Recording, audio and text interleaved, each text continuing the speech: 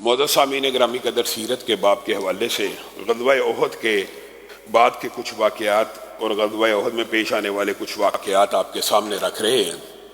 بنیادی طور پر رسول اللہ صلی اللہ علیہ وسلم کی کفار کے ساتھ جس نظریے پہ اختلاف تھا، وہ نظریہ کئی مرتبہ آپ کو ریمائنڈر کے طور کے اوپر آپ کے سامنے رکھا۔ کفار مکہ کا، قریش مکہ کا رسول اللہ صلی اللہ علیہ وسلم کے ساتھ اختلاف صرف اللہ رب العزت کی صفات کے بارے میں تھا، اللہ رب العزت کی ذات کو رب ماننے کے حوالے سے نہیں تھا۔ اس حوالے سے متعدد مرتبہ آپ کے سامنے دلائل رکھے ہیں۔ قل من رب السماوات السبع ورب العرش العظیم قل لمن الارض ومن فیہا۔ وہ کیا کہیں گے؟ اللہ ہی ہے، اللہ ہی ہے، اللہ ہی ہے۔ آپ قریش مکہ سے پوچھ لیجئے کہ کون آپ کی قوت سامعہ اور باصرہ کا مالک ہے؟ اللہ ہی ہے۔ لیکن عبادت کے افعال کے اندر اللہ رب العزت کی ذات کے ساتھ اس طرح شرک کرنا کہ عبادت کا کوئی فعل بھی اللہ کے علاوہ کسی کو لائق ہی نہیں۔ انسان مخلوق ہے، اللہ خالق ہے۔ اب مخلوق کا یہ کام نہیں ہے کہ مخلوق کے آستانے کے اوپر سر جھکا لے، مخلوق کے لیے عبادت کا کوئی عمل بجا لائے، مخلوق کو پکارے، مخلوق سے دعا کرے، مخلوق کو اپنی عبادات کے اندر سجائے۔ یہ حق صرف اللہ رب العزت کا ہے۔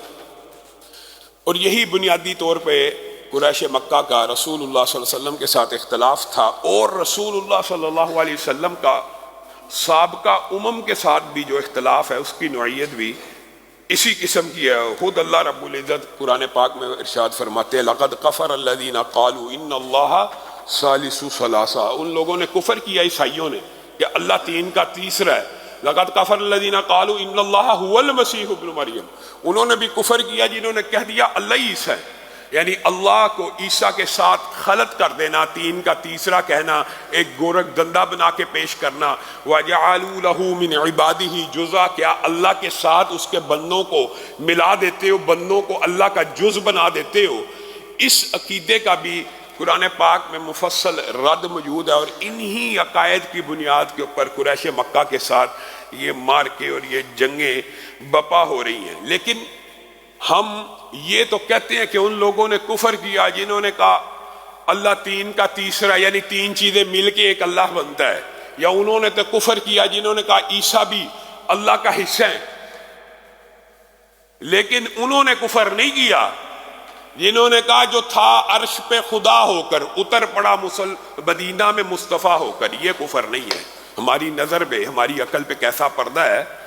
ان کو تو ہم کافر کہہ رہے ہیں، اللہ رب العزت بھی ان کو کافر کہہ رہا ہے، لیکن یہاں پہ عقیدت کا اور غلو کا اور مبالغے کا ایسا سسٹم ہے، جو تھا عرش پہ خدا ہو کر اتر پڑا مدینہ میں مصطفیٰ ہو کر، معاذ اللہ۔ یہ کفر نہیں ہے۔ عبد کا اور معبود کا ہر قسم کا تعلق ختم کر دیا۔ آپ تو ان سے بھی آگے بڑھ گئے۔ آپ نے تو براہ راست رسول اللہ کو اللہ ہی کہہ دیا۔ آپ نے تو کہا، ہمارے یہاں پہ یہ عقیدہ پایا جاتا ہے نور من نور اللہ۔ اس کے عقیدے کے دو چیپٹرز ہیں۔ ایک ہے جہال کا عقیدہ، ان کا عقیدہ یہ ہے کہ رسول اللہ صلی اللہ علیہ وسلم اس لیے افضل ہیں کہ اللہ کے نور سے تخلیق ہوئی، اللہ کے نور سے۔ وَجَعَلُوا لَهُ مِنْ عِبَادِهِ جُزْءًا، یعنی اللہ ہی کا حصہ بنا دیا۔ قُلْ هُوَ اللَّهُ أَحَدٌ اللہ الصمد لم یلد ولم یولد ولم یکن لہ کفوا احد۔ آپ نے بھی کوئی کمی نہیں کی۔ ان کے سامنے بنیادی طور پہ اس عقیدے کے گڑنے کی ایک خاص وجہ ہے۔ وہ وجہ یہ ہے کہ ساری دنیا کے مسلمانوں کا اس بات کے اوپر اجماع ہے لقد خلقنا الانسان فی احسن تقویم۔ انسان اشرف المخلوقات ہے۔ مخلوقات جتنی بھی ہیں ان میں سے سب سے اعلیٰ افضل انسان ہے۔ اسی افضلیت کو اللہ رب العزت نے فرشتوں کو حکم دے کے ثابت کیا تھا کہ یہ آدم کو پیدا کیا ہے تعظیم کا سجدہ، عبادت کا سجدہ نہیں تھا، افضلیت کا سجدہ تھا، اشرف بتانے کا سجدہ تھا۔ اب جب یہ بات واضح ہو گئی کہ بشر نور کی تمام مخلوقات سے افضل ہے، تو انہوں نے کہا ایک ہی نور ہوگا جو بشر سے افضل ہو سکتا ہے، وہ اللہ کا نور ہے۔ تو معاذ اللہ رسول اللہ صلی اللہ علیہ وسلم کو اللہ ہی کے نور کا حصہ بنا دیا جائے۔ یہ عقیدے اگر آپ کو ان کے برے لگتے ہیں تو آج معاشرے میں اللہ کا شکر ہے کچھ علم پھیل رہا ہے، لیکن ان عقائد کی بھی تو اصلاح ہونی چاہیے. ہم اس بات کے اوپر تو پوری تبلیغ کرتے ہیں، ابلاغ کرتے ہیں. ویسے میں یہ سمجھتا ہوں حقیقی طور کے اوپر کہ ہم نے پاکستان کے اندر تبلیغ کے اس میدان کو خالی چھوڑا ہوا ہے. عیسائیت کے رد کے حوالے سے، عیسائیوں کو تبلیغ کرنے کے حوالے سے، اگرچہ اللہ کے فضل و کرم سے اس مرکز میں متعدد عیسائیوں نے اسلام کو قبول کیا، لیکن ان کے اندر ہماری محنتیں شامل نہیں. وہ مسلمانوں کے سحر و افطار، مسلمانوں کے عادات و خصائل دیکھ کے خود مسلمان ہونے آ جاتے ہیں. لیکن آپ نے اور میں نے حقیقت میں اس میدان کو خالی چھوڑا ہوا ہے. وہ مشنری ذہن کے ساتھ لوگوں کو عیسائی بناتے ہیں. ہم نے کبھی کوشش نہیں کی کہ ہم عیسائیوں کو تبلیغ کریں. ہم ایک دوسرے کو تبلیغ کرنے کے تو قائل ہیں جی، دیوبندی بریلوی ان کے خلاف بات ہو جائے، بریلوی اہل حدیثوں کے خلاف بات کر دیں، اہل حدیث دیوبندیوں کے خلاف بات کر دیں. ایک گروہ ایسا بھی ہونا چاہیے جو مستقل عیسائیوں کو تبلیغ کرے، عقلی طور کے اوپر، منطقی طور کے اوپر. اور ہم نے اس فیلڈ کو خالی چھوڑا ہوا. ہر بڑی بستی کے ساتھ ایک عیسائیوں کی بستی آباد ہوتی ہے. کبھی ہمارے سر پہ جوں نہیں رینگی کہ ان لوگوں کو بھی اسلام کی دعوت دی جائے، ان لوگوں کو بھی مسلمان کیا جائے، ان لوگوں کی بھی اصلاح کی جائے. ہم یہ تو کہتے ہیں وَقَالُوا اتَّخَذَ الرَّحْمَنُ وَلَدًا لَقَدْ جِئْتُمْ شَيْئًا اِدًّا. ہمیں یہ بات، یہ اللہ کہہ رہا ہے، وہ کہتے ہیں اللہ نے بیٹا بنایا. لَقَدْ جِئْتُمْ شَيْئًا اِدًّا، تم نے کیسی خطرناک بات کی.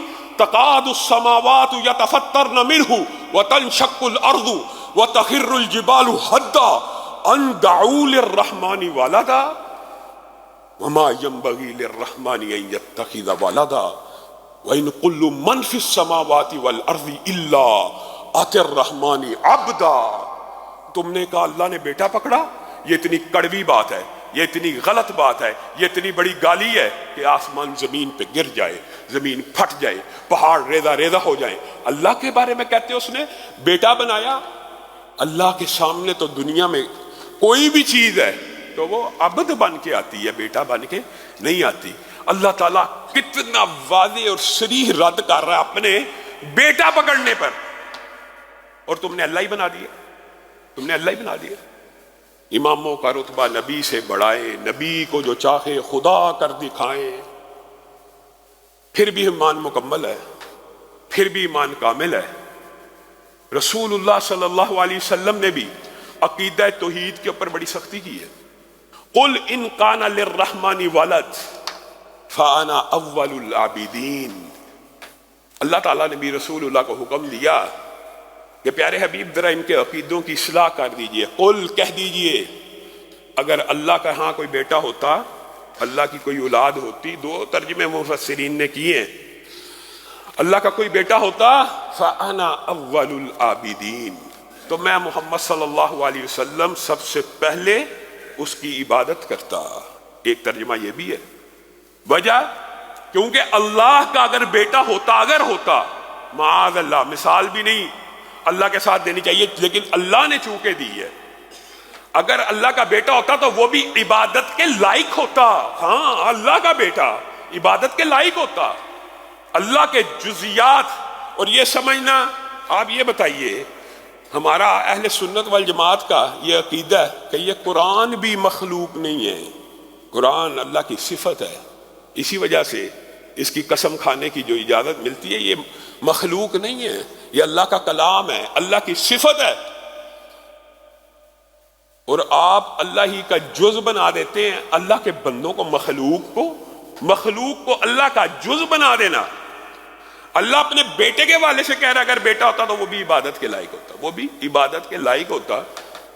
ہاں، جن لوگوں نے رسول اللہ صلی اللہ علیہ وسلم کو اللہ کا جز مانا پھر وہ عبادت بھی کرتے، ظاہر ہے پھر اللہ کے جز کی عبادت تو بنتی بھی ہے. لیکن کیا اللہ رب العزت کی شان کو یہ لائق ہے کہ اللہ تعالیٰ اپنے بارے میں کہہ رہا ہے کہ میرا بیٹا بنانا؟ ایسے ہے جیسے میں رب کو گالی نکالنا ہے. ایسے ہے تو اللہ بنا دینا، اللہ ہی کا حصہ قرار دے دینا، اللہ کے تصرفات میں شریک ٹھہرا دینا، اللہ کی ملک میں شامل کر دینا، یہ اللہ کو برا بلا کہنے کے مترادف نہیں ہے. رب کون ہے؟ موضوع اگرچہ آج غزوہ احد تھا، لیکن یہ کرسمس کے حوالے سے ہمارے معاشرے میں جو افراط و تفریط ہے، اگر اس کے اوپر نظر رکھنی ہے، ایک تو یہ ارادہ کرنا کہ ہم نے انشاءاللہ تبلیغ کے یہ میدان بھی کھول لیں، اور الحمدللہ علماء کا ایک طبقہ اس فیلڈ میں کام کر رہا ہے، لیکن ہم پیچھے رہ گئے۔ ہونا تو یہ چاہیے تھا، 70 برس گزر گئے پاکستان میں، آپ کو ایک بھی عیسائی تبلیغ کی اثرات کی وجہ سے نظر نہ آتا، لیکن میں نے اور آپ نے یہ کوتاہی کی ہے۔ ہمیں اس طرف بھی توجہ کرنے کی ضرورت ہے، لیکن کیا ہم نے بس کرسمس کا رادی کرنا ہے، عیسائیت کا رادی کرنا ہے، اللہ کے بیٹے ہونے کا رادی کرنا ہے، اللہ کی توحید کو اپنے مسلمانوں کو نہیں سمجھانا؟ اور میرے بھائیوں، یہ بات ضمنی طور پہ آئی ہے، عیسائیوں کے ساتھ سارا سال حسن سلوک ہے، اور اللہ کے فضل سے مسلمان کرتے بھی ہیں۔ عیسائی جو ملازم گھر میں کام کرتے ہیں، ان کی شادیوں میں، ان کے جہیز میں، ان کی امداد میں، ان کی غمی خوشی میں، ان کی بیماریوں میں، اللہ کے فضل سے مسلمانوں میں یہ تعصب موجود نہیں ہے، کرتے ہیں۔ وہ ایک الگ بات ہے کہ آپ کا ایک خاص قسم کا پوسٹر اور آپ کا ایک خاص قسم کا جو ہے اسٹریچر وہ باہر پورٹرے کیا جاتا ہے کہ جی آپ اقلیتوں کے حقوق غصب کرتے ہیں۔ اللہ کے فضل سے ہمارے ساتھ عیسائی رہتے ہیں، 70 سال سے رہ رہے ہیں، کبھی ملازم کو مالک سے، کبھی مالک کو ملازم سے، یا کوئی دفاتر میں کام کرنے والے یا اسکول کالجز میں ساتھ پڑھنے والے عیسائیوں کو مسلمانوں نے کبھی کسی قسم کی تکلیف نہیں دی۔ لیکن میرے بھائیوں، یہ جو تعلق ہے اقلیتوں کے ساتھ، یہ پورے سال کے لیے، اس کا اظہار پورا سال ہونا چاہیے، خاص طور پہ ان کی عید کے، ان کے تہواروں کے اوپر ان سے اجتناب کرنا چاہیے۔ تہواروں کے علاوہ پورا سال، اور یہ رسول اللہ صلی اللہ علیہ وسلم کی متعدد احادیث ہے کہ جس نے معاہد کے ساتھ، یعنی جس کے ساتھ معاہدہ ہوا ذمی کے ساتھ، اور اس کے ساتھ یہ متعدد احادیث ہے جن کا مفہوم ہے، اگر ذمیوں کے بارے میں بھی آپ نے کوئی ایسی حرکت کی جو خلاف شریعت ہے تو آپ جنت کی خوشبو نہیں پائیں گے۔ یہ مسلمانوں کی ایک اصول ہے، اخلاقی ضوابط ہے، لیکن ان اخلاقیات کا تعلق یہ ہے کہ آپ ان کو ہیپی کرسمس کہیں، آپ ان کو عید کی مبارک دیں، آپ نے ان کی مدد کرنی ہے، آپ شروع دسمبر میں کر دیں، جنوری آئے کر دیں، فروری آئے کر دیں۔ خاص طور پہ کفار کی عیدوں کے دنوں میں ان کو مبارک دینا اجماع امت ہے، اجماع امت، یہ کسی فرقے کا مسئلہ نہیں ہے۔ وہ الگ بات ہے متجددین ہر فرقے کے جو ہیں کوئی نئے نکلیں، جی اس میں جی حرج کیا ہے، جی اس میں جی ہم نے، وہ جب مسلمانوں کو عید مبارک کہہ دیتے ہیں تو وہ اللہ کو تھوڑی مان لیتے ہیں۔ آپ کہتے ہیں جی کرسمس کو کی مبارک دینے کا مطلب یہ ہے اللہ کے ہاں جی بیٹا ہوا اس چیز کی مبارک۔ اور میرے بھائیو، رسول اللہ صلی اللہ علیہ وسلم نے کہا جو کفار کی مشابہت کرے، کس چیز کی؟ اور بھائی ان کے مذہب ہی کی مشابہت کی بات ہے، ان کے مذہب ہی کی مشابہت کی بات ہے۔ علاقائی عرف تو عام ہوتا ہے، علاقے کے اندر جو رسم و رواج ہیں وہ عرف کا معاملہ ہوتا ہے، اس کے اندر وہ مشابہت کے عنصر نہیں پائے جاتے۔ مشابہت کس میں ہوتی ہے؟ مذہب میں، تہواروں میں۔ ان کی اگر مشابہت کرو گے تو انہی میں سے ہو۔ اور اسی لیے امام ابن تیمیہ، ابن قیم نے اور دیگر ائمہ نے اس بات کو لکھا ہے کہ یہ اتنا خطرناک معاملہ ہے، اتنا خطرناک، جس کو ہم کچھ نہیں سمجھتے۔ ہیپی کرسمس، جی عید مبارک، جی مسیحی برادری کے ساتھ جی عید سیلیبریٹ ہو رہی ہے، جی مسیحی برادری کو کرسمس کی خوشیاں مبارک ہوں، جی یہ ہو۔ علماء نے لکھا یہ اتنی خطرناک بات ہے، اتنی خطرناک بات ہے کہ عیسائیوں کے تہوار، صرف مراد عیسائی نہیں ہے، مراد کسی بھی مذہب کے تہوار مذہبی میں شمولیت اختیار کرنا اتنا سنگین گناہ۔ اگر اس کے اندر آپ، خاص طور پہ عیسائیوں کی، اگر آپ عیسائیوں کی کرسمس کے اوپر کیک کاٹتے ہیں تو گویا آپ نے خنزیر کو کاٹ دیا ہے۔ اب بتائیے، کیک کاٹنے کو علماء یہ کہہ رہے ہیں، حتیٰ کہ تربوز کاٹنے کے بارے میں بھی ہے کہ وہ بھی ایسے ہی ہے جیسے آپ نے خنزیر کو کاٹا ہے۔ وجہ یہ مشابہت کفار ہے۔ بالفرض آپ کو یہ لاجک نہیں بھی سمجھ آتی، حقیقت یہی ہے کہ آپ ان کو مبارک دیتے کہ اللہ کے ہاں بیٹا پیدا ہوا، آپ کو اس چیز کی مبارک ہو، حقیقت یہی ہے۔ لیکن اگر کوئی یہ بات کہتا ہے جی اس سے مراد یہ نہیں ہوتا، جی اگر آپ کی عید کے اوپر وہ مبارک دیں تو ہماری عید میں تو رمضان کی خوشی میں ایک عید آتی ہے، ایک حضرت ابراہیم کی قربانی کے حوالے سے آتی ہے۔ آپ نے کسی عیسائی کو دیکھا ہے کہ مسلمانوں کی بڑی عید کے موقع پہ آپ کے ساتھ مل کے بکرا ذبح کر رہا ہو؟ لیکن آپ ہی کے اندر یہ ایسی جرت پیدا ہوئی ہے، آپ ان کے ساتھ کیک بھی کاٹیں گے، آپ ان کی، او بھائیو پورا سال اچھا سلوک کرو، پورا سال کرو، کوئی اعتراض نہیں، لیکن مذہبی تہواروں کے اندر شمولیت، اجماع حضرت عمر کے اقوال، یہ مستقل ایک موضوع ہے۔ حضرت عمر کے، حضرت ابو بکر کے، صحابہ کرام کے، آج تک امت کے اندر، آخر انہوں نے بھی فتوحات کی تھی، اگر ان کے دور میں بھی یہ تہوار آتے رہے، ان کو نہیں تھا اسلام کا مطلب سمجھ آیا۔ آج کا متجدد جو ہے، آج کا جو اپنے آپ کو زیادہ مسلمانوں سے بڑھ کر مسلمانوں کا جو ہمدرد بنتا ہے، یہ امپریشن کیا پڑے گا، کیا امپریشن پڑے گا؟ ان کی خوشی کا تہوار ہے، ان کے مذہبی تہوار ہے، ان کے ساتھ ہم پورا سال اس میں سلوک کریں گے، کوئی فرق نہیں پڑے گا۔ اگر ایک دن آپ ان کو مبارک نہیں دیں گے تو ہرگز یہ مبارکبادیں دینا، یہ ان کے مذہبی تہواروں کے اندر شمولیت کو اختیار کرنا۔ اور اللہ رب العزت کے حوالے سے میں نے اور آپ نے اللہ رب العزت کا صحیح وما قدر اللہ حق قدری، اللہ کا قدر کوئی نہیں کی اور اللہ کو سمجھا بھی کچھ نہیں۔ حقیقت یہ ہے کہ اللہ رب العزت کی ذات کا کچھ نہ کچھ ادراک اگر مخلوقات میں سے کسی کو ہے، انبیاء کے علاوہ کی بات ہو رہی ہے، تو وہ فرشتوں کو کسی حد تک ہے، کیونکہ بعض احادیث اس بات کے اوپر دلالت کرتی ہیں کہ اللہ رب العزت جب کوئی عام حکم بھی جاری کرتے ہیں آسمانوں کے اوپر سے، عام حکم یعنی مراد وحی ہے، جب اللہ تعالیٰ ارادہ کرتے ہیں کہ وحی نازل کی جائے تو آسمان کے اوپر آواز آتی ہے، اس آواز کی بھی حدیث میں، اس ساؤنڈ کی بھی حدیث میں وضاحت موجود ہے کہ جیسے صاف پتھر کے اوپر کوئی زنجیر گھسیٹے تو جس قسم کی آواز آ رہی ہوتی ہے، اس طرح آسمان پہ آوازیں آتی ہیں۔ ان آوازوں کو سن کے فرشتے، متعدد احادیث ہیں، بے سدھ ہو جاتے، بعض روایات میں آتا ہے بے ہوش ہو جاتے، بے ہوش ہو جاتے ہیں۔ اس وجہ سے اللہ کے خوف کی وجہ سے، اور ایک ایک فرشتہ آپ اور میرے جتنے قد کا سائز کا نہیں ہے۔ عرش کے 8 میں سے صرف ایک کا تذکرہ رسول اللہ صلی اللہ علیہ وسلم نے کیا ہے کہ سر عرش کے نیچے ہے اور پاؤں 7 زمینوں کے نیچے جا چکا ہے۔ اتنا طویل القامت ہے کہ ارب سال گزر جائیں، روشنی بھی اس کے جسم کی پیمائش کو پار نہیں کر پاتی۔ اتنے بڑے فرشتے ہیں کہ آسمان کے اوپر سجدہ کرتے ہیں تو آسمان کی چولیں ہلنا شروع ہو جاتی ہیں، اور جبریل ان کے سردار ہیں۔ اللہ جب وحی کرتے ہیں تو فرشتے بے ہوش ہو جاتے ہیں، خوف سے، اللہ رب العزت کے خوف سے بے ہوش ہو جاتے ہیں سب سے پہلے۔ اور جبریل امین کے بارے میں آتا ہے کہ جبریل امین کو جب اللہ مخاطب ہوتے ہیں نا، صرف مخاطب ہوتے ہیں، آپ کو اور مجھے 6000 سے زائد مقامات پہ خطاب، کوئی اثر نہیں، اور جبریل امین سے صرف خطاب کیا جا رہا ہے، مخاطب کیا جا رہا ہے، تو جبریل امین ڈرتے ڈرتے اللہ رب العزت کے خوف سے کپ کپاتے اپنے پڑوں کو سکیڑتے سکیڑتے اتنا چھوٹا کر لیتے ہیں کہ جیسے بوری کا ایک ٹکڑا ہو۔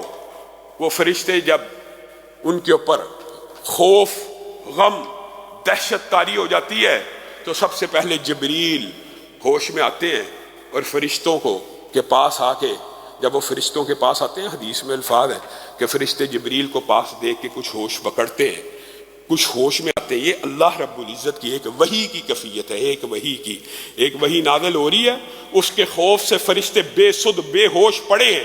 جبریل امین آتے ہیں، ان کو کچھ ہوش آتی ہے، کہتے ہیں اے جبریل اللہ نے کیا فرمایا؟ جبریل کہتے ہیں اللہ جو فرماتا ہے حق فرماتا ہے، جو فرماتا ہے حق فرماتا ہے۔ فرشتوں کو کچھ ہوش آتی ہے، کچھ ہوش پکڑتے ہیں، پھر اس وحی کو جبریل امین نے جہاں لے کے جانا ہوتا ہے لے جاتے ہیں۔ آپ اور میں، ہم نے اللہ کی کیا قدر کی؟ ہمارے لیے مخلوق کو اللہ سے ملا دو، مخلوق کو اللہ سے بڑا کر دو، مخلوق کو اللہ کے اندر تصرفات میں شریک کر دو، ملکیت میں شریک کر دو، جز بنا دو، اللہ رب العزت کا حصہ ہی بنا دو، اللہ کے نور کا ٹکڑا ہی بنا دو، جو مرضی کر لو۔